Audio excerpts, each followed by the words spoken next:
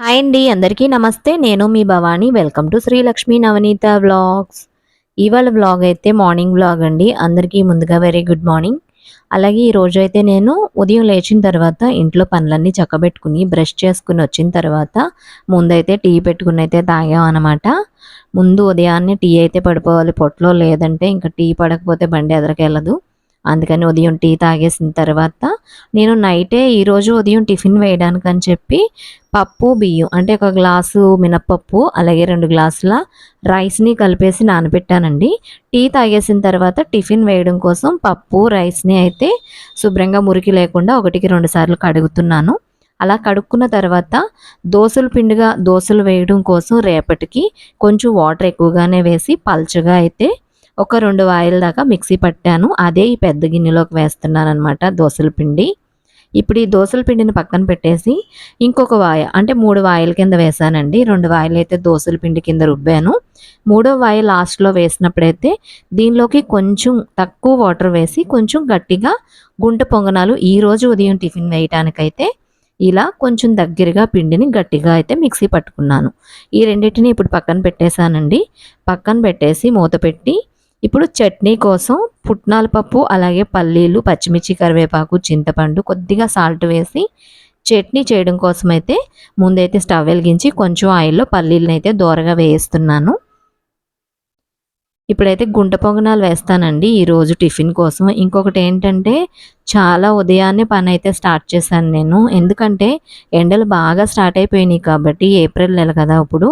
ఇంకా ఎండ అయితే అలా ఇలా లేదండి. వంటింట్లో ఒక్క క్షణం పొయ్యి వెలిగించి టిఫిన్ వేసేసరికే పైనుంచి కింద దాకా చెమటలు కారిపోయి ఇంకా ఎనర్జీ అంతా అయిపోతుందనమాట.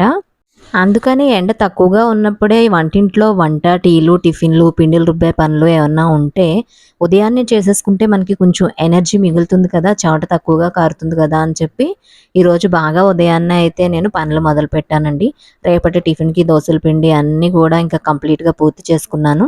అలాగే ఈ స్టవ్ పైనైతే ఈరోజు వంట కోసమైతే పచ్చిశనగపప్పు మసాలా వేసి కర్రీ చేసుకుంటే బావుంటుందని చెప్పి పచ్చిశనగపప్పును కూడా ముందుగానే నానబెట్టుకున్నాను. ఆ పప్పుని ఇక స్టవ్ పైన వేశానండి. పప్పయితే ఉడుకుతా ఉంది.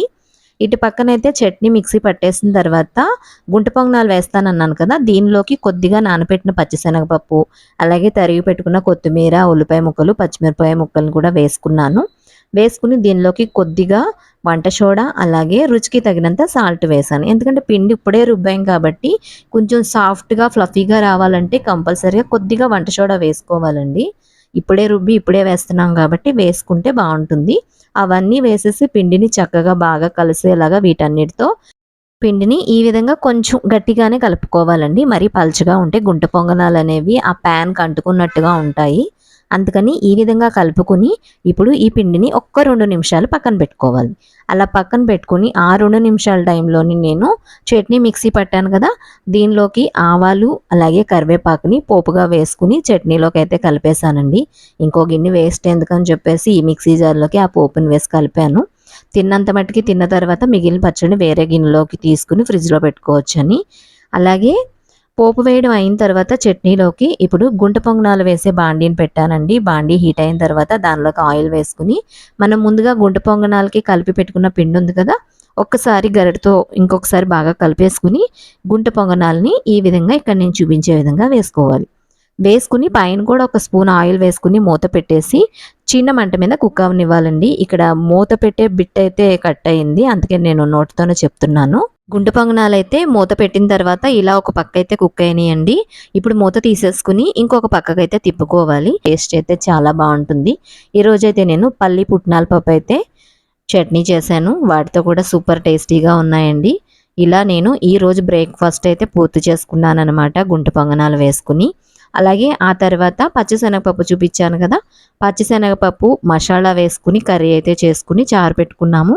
అక్కడ దాకా వంట కంప్లీట్ చేసిన తర్వాత ఇంక మధ్యలో గ్యాప్ వచ్చిందండి. గ్యాప్ వచ్చి కాసేపు రెస్ట్ తీసుకున్న తర్వాత ముందైతే సామాన్లన్నీ బయట పెట్టేసి వంట చేసినయి టిఫిన్‌లు చేసిన సామాన్లన్నీ బయట పెట్టేసి ఈ చివరి నుంచి ఆ చివరి దాకా మొత్తం అంతా కూడా పొయ్యిగట్టు, గోళ్ళు, షింకు, స్టవ్వు అన్నీ కుళాయిలతో సహా సబ్బు పెట్టి తోమేసి క్లీన్‌గా కడిగేసుకున్నాను. అలా క్లీన్‌గా కడిగేసుకుని నీళ్ళన్నీ ఊడ్చుకున్న తర్వాత మిక్సీ అయితే ఒక్కసారి క్లాత్‌తో తుడుచుకుని ఇంకా వంటింట్లో అయితే సర్ది పెట్టేశానండి. అలా పెట్టుకున్న తర్వాత ఇంకా ఇక్కడైతే సాయంత్రం పని అనమాట.